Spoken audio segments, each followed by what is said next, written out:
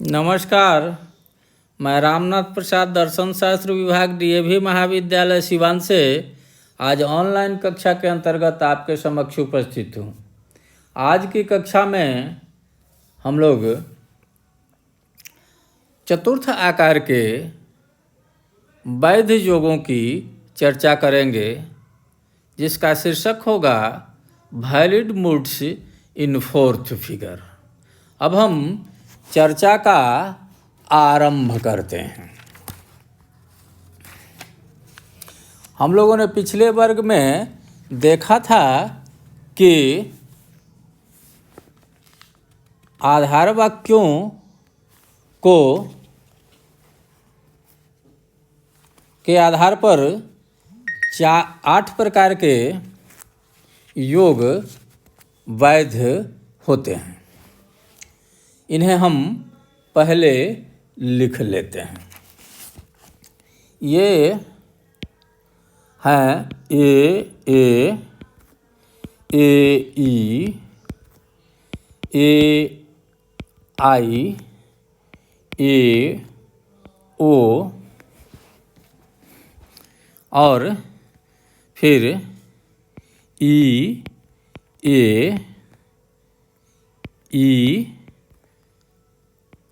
आई ए और ओ ए। ये हो गया 1 2 3 4 5 6 7 और 8। अब हम इन 8 वैध योगों जो सामान्य नियम के आधार पर वैध माने गए हैं, इन्हें चतुर्थ आकार में रख कर देखते हैं कि इनमें से कौन कौन चतुर्थ आकार में वैध निष्कर्ष देने में सक्षम हो पाते हैं। चतुर्थ आकार की विशेषता है कि इसमें मध्यम पद मेजर प्रेमिस में विधेय के स्थान पर और माइनर प्रेमिस में उद्देश्य के स्थान पर पाया जाता है। हम ए मूड से शुरू करते हैं। जैसे देखा जाए तो पहला वाक्य अगर हम ए लेते हैं, मेजर प्रेमिस ए लेते हैं, तो वैसी स्थिति में ए लेने पर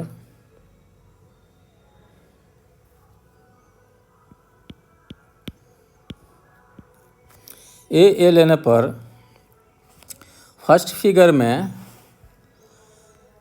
फिगर में कुछ इस तरह की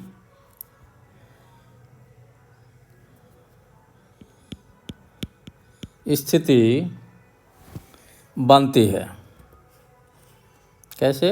फोर्थ फिगर में कुछ यूँ होगा। पहला मेजर प्रेमिस ए, माइनर प्रेमिस ए, कंक्लूजन बाद में।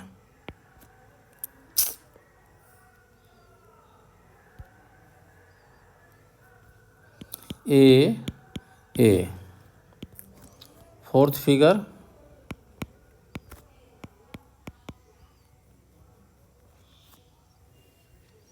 या हम लिख ही लेते हैं स्पष्ट, valid moods in fourth figure.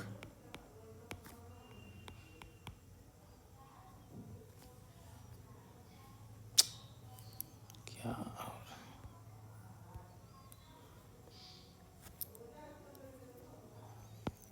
Valid moods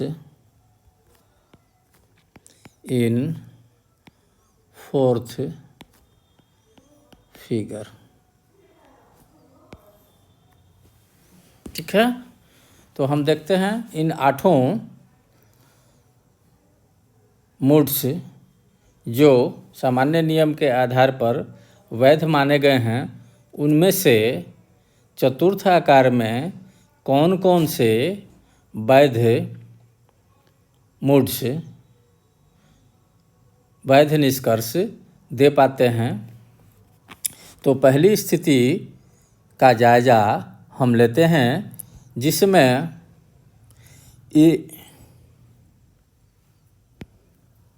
A mood की बात की जाती है। तो फोर्थ फिगर कुछ यूँ बनता है। मिडिल टर्म, इसमें मिडिल टर्म और माइनर टर्म, मेजर टर्म। ये वाक्य पहला मेजर प्रेमिस ए लिया जाता है और माइनर प्रेमिस भी ए लिया जाता है। तो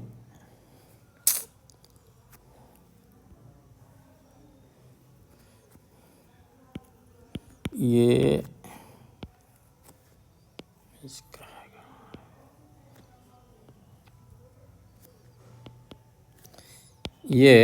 कुछ इस तरह की स्थिति बनती है।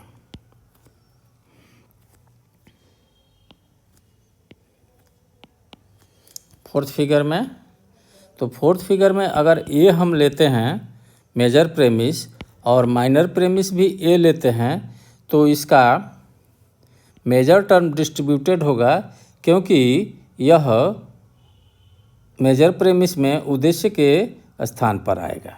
और मिडिल टर्म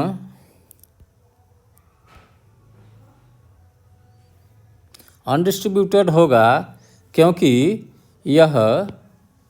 ये वाक्य में विधेय के स्थान पर आएगा।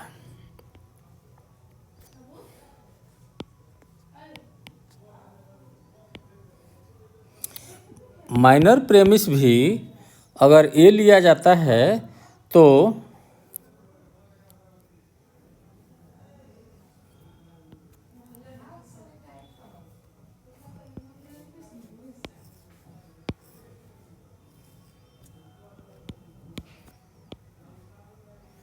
तो इसमें मिडिल टर्म डिस्ट्रीब्यूटेड होगा, क्योंकि ये वाक्य के उद्देश्य के स्थान पर आता है और ये वाक्य का उद्देश्य व्याप्त होता है। माइनर टर्म अनडिस्ट्रीब्यूटेड होगा, क्योंकि ये वाक्य का उद्देश्य है। इस प्रकार इससे जो निष्कर्ष निकलेगा उसमें इसका उद्देश्य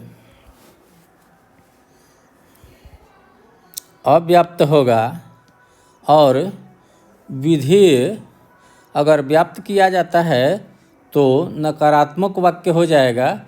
इसलिए विधेय को भी अगर अव्याप्त रखा जाता है तो आई वाक्य निष्कर्ष के रूप में निकाला जा सकता है, जो एक वैलिड मूड बनाता है। ठीक है, इसको हम लोग फोर्थ फिगर में याद रखने के लिए ब्रह्मन टिप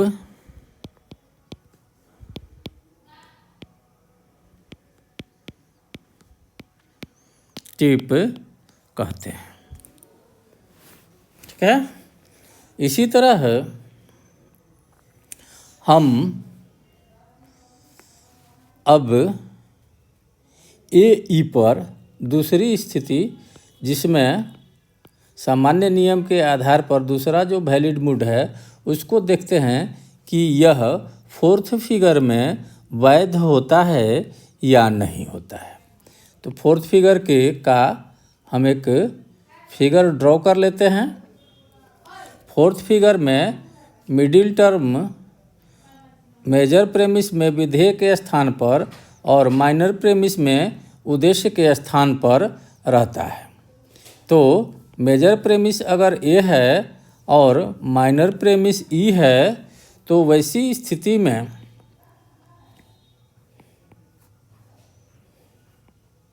निष्कर्ष निगेटिव होगा।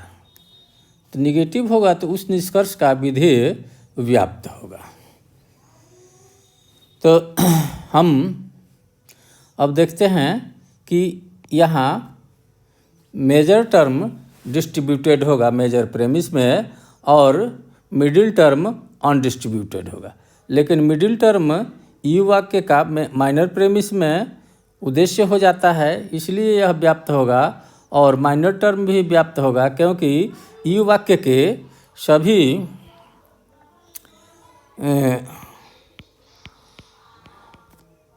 पद व्याप्त होते हैं।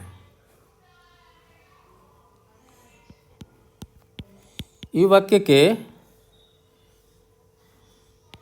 सभी पद व्याप्त होते हैं। तो ऐसी स्थिति में अगर यू वाक्य निष्कर्ष के रूप में निकाला जाता है जिसमें उद्देश्य और विधेय दोनों व्याप्त होंगे तो कोई दोष नहीं होगा, क्योंकि तीसरा नियम का पालन अनडिस्ट्रीब्यूटेड मिडिल का दोष नहीं होगा, क्योंकि इसमें एक जगह मध्यम पद व्याप्त हो गया है और उद्देश्य निष्कर्ष का उद्देश्य अर्थात माइनर टर्म और मेजर टर्म दोनों ही आधार वाक्यों में व्याप्त हैं और निष्कर्ष में भी व्याप्त हैं, इसलिए इलिसिट मेजर या इलिसिट माइनर का दोष भी नहीं होगा। ये एक वैलिड मूड है फोर्थ फिगर में, जिसको याद रखने के लिए हम लोग केमिनीज नाम देते हैं।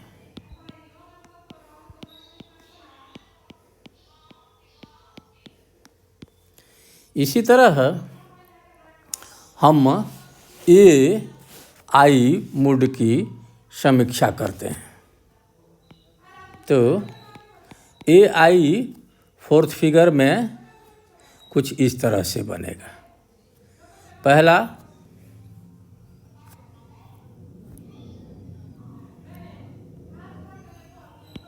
ए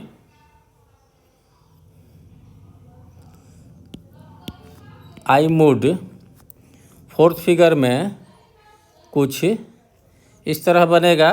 पहला वाक्य अर्थात मेजर प्रेमिस ए होगा और माइनर प्रेमिस आई होगा। फोर्थ फिगर में मिडिल टर्म मेजर प्रेमिस में उद्देश्य के विधेय के स्थान पर रहता है और माइनर प्रेमिस में उद्देश्य के स्थान पर रहता है। स्वाभाविक रूप से यह दोनों ही में अव्याप्त पाया जाएगा, इसलिए बहुत नहीं चर्चा करके हमें यही पता चल जाता है कि इसमें अव्याप्त मध्यवर्ती पद दोष है। यह ए आई मूड जो है वह ए आई जो है फोर्थ फिगर में इनवैलिड होता है। अब हम चौथी स्थिति देखते हैं। चौथी स्थिति में है ए ओ। ए ओ में फोर्थ फिगर में कुछ इस तरह का फिगर बनेगा। पहला मेजर प्रेमिस ए होगा, माइनर प्रेमिस वो होगा और मिडिल टर्म फोर्थ फिगर में मेजर प्रेमिस में विधेय के स्थान पर होता है और माइनर प्रेमिस में उद्देश्य की स्थान पर होता है। यहाँ भी हम देखते हैं कि ये वाक्य के उद्देश्य के स्थान पर होने के कारण मिडिल टर्म अव्याप्त है। माइनर प्रेमिस में भी वो वाक्य के उद्देश्य के स्थान पर होने के कारण यह अव्याप्त है, अर्थात इसमें अव्याप्त मध्यवर्ती दोष हो जाता है, जिसके कारण इसे वैलिड नहीं कहा जा सकता है, अर्थात चतुर्थ आकार में एओ मूड इनवैलिड होता है। अब हम पांचवी स्थिति देखते हैं, जिसमें पांचवी स्थिति है अर्थात पांचवा मूड है ई और ए। इसको हम देखते हैं कि फोर्थ फिगर में यह वैलिड होता है या नहीं। तो ये कुछ इस तरह से बनता है। फोर्थ फिगर में जैसा कि हम जानते हैं कि मिडिल टर्म मेजर प्रेमिस में उद्देश्य के स्थान पर रहता है और माइनर प्रेमिस विधेय के स्थान पर रहता है।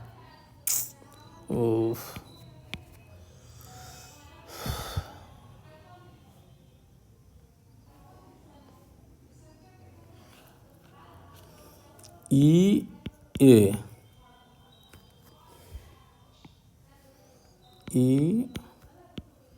ए पांचवी स्थिति है।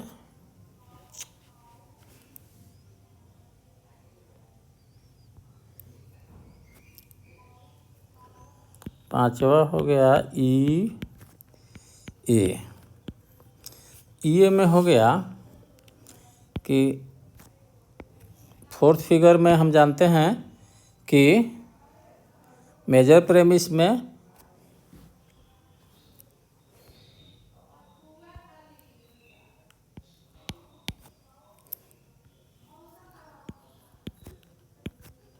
ई ए, ठीक है। तो फोर्थ फिगर में ई ए वैलिड होता है या नहीं। तो इसको हम लोग देखते हैं कि ई, पहला वाक्य ई होगा, दूसरा वाक्य ए होगा, अर्थात मेजर प्रेमिस ई होगा और माइनर प्रेमिस ए होगा। मेजर प्रेमिस में मिडिल टर्म विधेय के स्थान पर होगा और माइनर प्रेमिस में उद्देश्य के स्थान पर होगा, अर्थात कुछ इस तरह का। और मेजर प्रेमिस में मेजर टर्म उद्देश्य के स्थान पर होगा और माइनर प्रेमिस में माइनर टर्म विधेय के स्थान पर होगा। ई वाक्य का उद्देश्य और विधेय होने के कारण क्रमशः मेजर टर्म और मिडिल टर्म दोनों व्याप्त होंगे, क्योंकि ई वाक्य में दोनों ही पद व्याप्त होते हैं। ये वाक्य में माइनर प्रेमिस में हम देखते हैं कि मध्यम पद व्याप्त होगा, किंतु माइनर टर्म व्याप्त नहीं होगा। ऐसी स्थिति में जो निष्कर्ष निकलेगा वह निगेटिव होगा, क्योंकि इसमें आधार वाक्यों में एक वाक्य निगेटिव है। तो जो निष्कर्ष निकलेगा उसका मेजर टर्म डिस्ट्रीब्यूटेड होगा और मिडिल टर्म अनडिस्ट्रीब्यूटेड होगा, क्योंकि माइनर टर्म अनडिस्ट्रीब्यूटेड होगा, क्योंकि माइनर टर्म माइनर प्रेमिस में डिस्ट्रीब्यूटेड नहीं होगा, अर्थात यह ओ वाक्य होगा। ओ वाक्य अगर निष्कर्ष निकलता है ई ए मूड में फोर्थ फिगर में, तो यह वैलिड कंक्लूजन होगा और यह मूड वैलिड होगा। इसको याद रखने के लिए हम लोग नाम देते हैं फेसापो।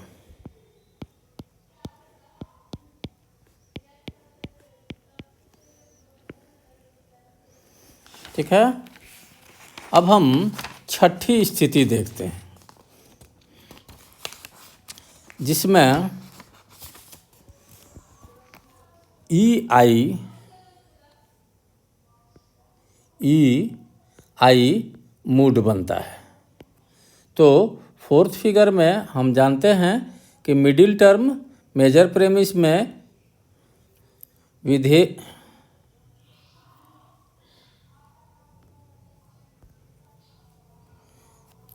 छठी स्थिति में हो गया ई आई। तो ई आई के लिए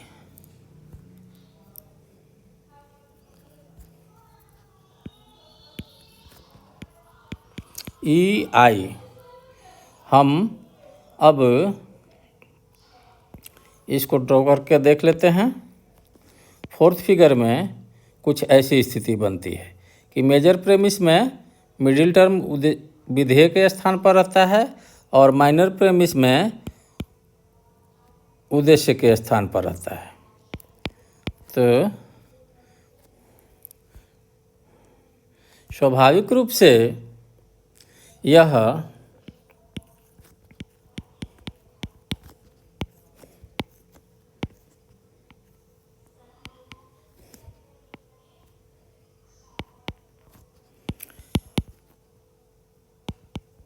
मेजर प्रेमिस में व्याप्त होगा क्योंकि यह विधेय के स्थान पर रहता है और उद्देश्य के स्थान पर रहने वाला मेजर टर्म भी व्याप्त होगा क्योंकि ई वाक्य में दोनों ही पद व्याप्त होते हैं। माइनर प्रेमिस आई है, इसलिए माइनर टर्म अव्याप्त होगा और माइनर प्रेमिस का मिडिल टर्म भी अव्याप्त होगा। निष्कर्ष निगेटिव होगा और पर्टिकुलर होगा क्योंकि एक वाक्य पर्टिकुलर है और एक वाक्य निगेटिव है, अर्थात निष्कर्ष पर्टिकुलर निगेटिव वो वाक्य होगा जिसमें माइनर टर्म अनडिस्ट्रीब्यूटेड होगा और मेजर टर्म डिस्ट्रीब्यूटेड होगा। ऐसी स्थिति में हम देखते हैं कि मेजर टर्म निष्कर्ष में डिस्ट्रीब्यूटेड है तो आधार वाक्य में भी डिस्ट्रीब्यूटेड है, माइनर टर्म अनडिस्ट्रीब्यूटेड है तो आधार वाक्य में भी अनडिस्ट्रीब्यूटेड है।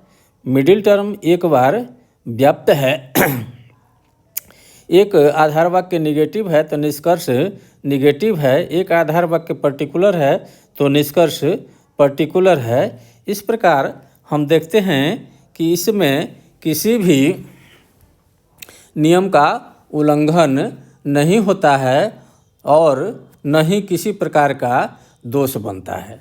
न तो इसमें इलिसिट मेजर का दोष बनता है, न ही इलिसिट माइनर का दोष बनता है और न ही इसमें अनडिस्ट्रीब्यूटेड मिडिल का दोष बनता है। इसलिए यह एक वैलिड मूड है। ई आई जो है वह फोर्थ फिगर में वो वैलिड मूड बनाता है, जिसको हम लोग याद रखने के लिए फ्रेसिशन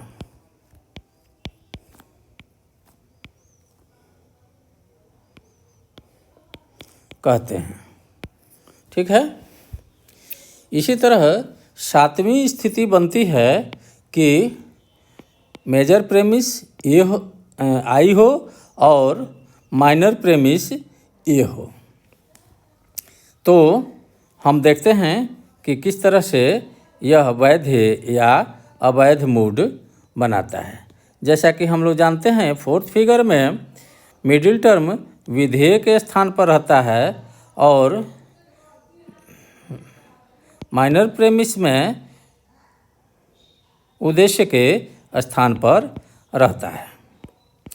यहाँ शर्त के अनुसार मेजर प्रेमिस आई है और माइनर प्रेमिस ए है। तो यहाँ स्थिति बनती है कि मेजर टर्म अनडिस्ट्रीब्यूटेड होगा और माइनर टर्म डिस्ट्रीब्यूटेड होगा। यहाँ मेजर टर्म जो है वो पर्टिकुलर है और माइनर टर्म यूनिवर्सल है, इसलिए निष्कर्ष पर्टिकुलर होगा। और दोनों ही वाक्य अफर्मेटिव हैं, इसलिए निष्कर्ष अफर्मेटिव होगा, अर्थात निष्कर्ष आई वाक्य होगा जिसमें उद्देश्य भी अव्याप्त होगा और विधेय भी अव्याप्त होगा, अर्थात माइनर टर्म भी अनडिस्ट्रीब्यूटेड होगा और मेजर टर्म भी अनडिस्ट्रीब्यूटेड होगा। ऐसी स्थिति में हम देखते हैं कि ऐसा निष्कर्ष निकालने पर न तो अनडिस्ट्रीब्यूटेड मिडिल का दोष होता है और न ही इलिसिट मेजर या इलिसिट माइनर का दोष होता है और न ही अन्य किसी नियम के उल्लंघन की स्थिति बनती है। यह एक वैध आकार है जिसे हम लोग याद रखने के लिए डीमारिस नाम देते हैं।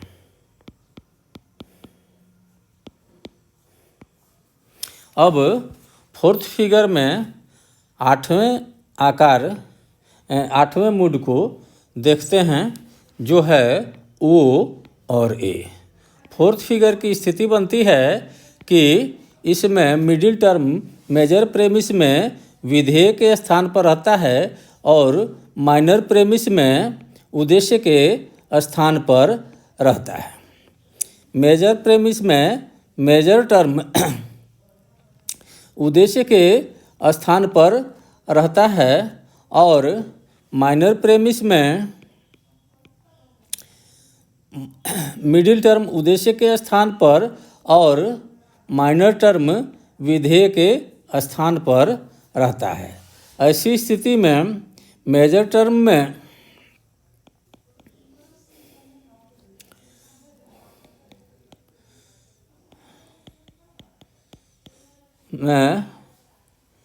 जो स्थिति बनती है वह यह है कि माइनर प्रेमिस में माइनर टर्म और मेजर प्रेमिस में मेजर टर्म दोनों ही अव्याप्त रहते हैं, परंतु मेजर प्रेमिस चूँकि निगेटिव है, इसलिए निष्कर्ष जब भी निकालने का प्रयास किया जाएगा तो वो निगेटिव हो जाएगा, और जब वह निष्कर्ष निगेटिव हो जाएगा तो उसका विधेय व्याप्त होगा, अर्थात मेजर टर्म व्याप्त करना ही पड़ेगा, जबकि मेजर प्रेमिस में मेजर टर्म अव्याप्त है। ऐसी स्थिति में इलिसिट मेजर का दोष हो जाता है और यह मूड इनवैलिड हो जाता है, इसलिए इसका कोई नाम नहीं दिया गया है। इस प्रकार हम देखते हैं कि फर्स्ट फिगर में बारबारा,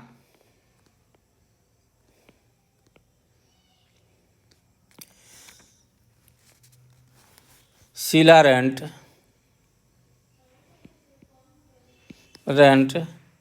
डाराई,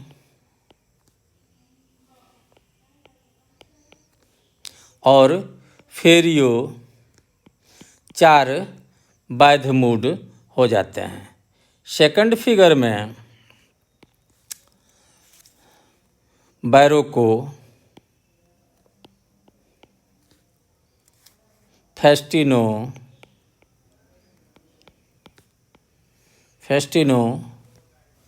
केमेस्ट्रेस,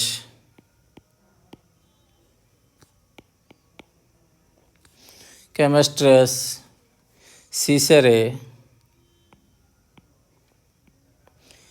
ये बैरोको, फेस्टिनो, केमेस्ट्रेस और सीसेरो ये 4 वैध मूड बनते हैं।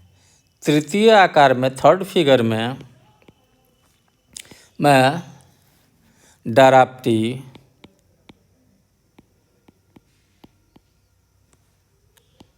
डेटिसी,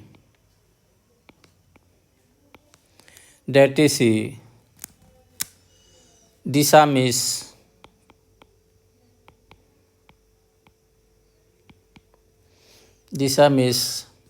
फेलाप्टन,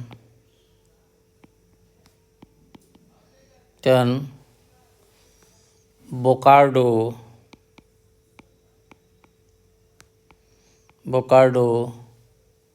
और फेरिसन।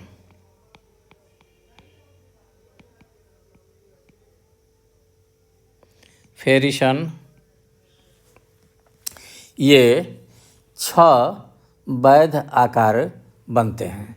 इसी तरह फोर्थ फिगर में फिर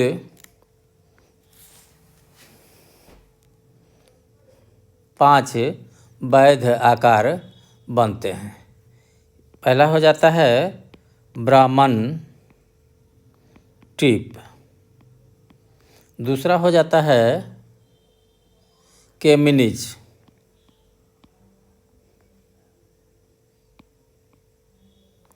तीसरा हो जाता है डिमारिस।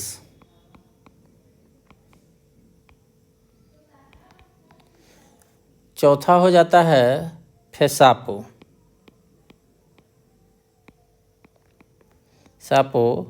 और पांचवा हो जाता है फ्रेसीसन।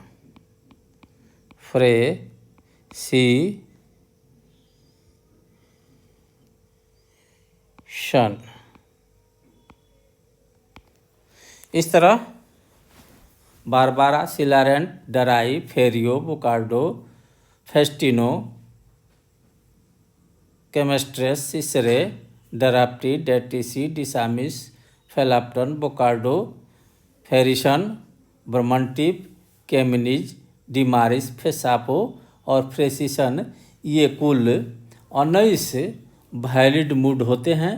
जिस छात्र को ये 19 वैलिड मूड याद रहेंगे और इसका अर्थ समझता है तथा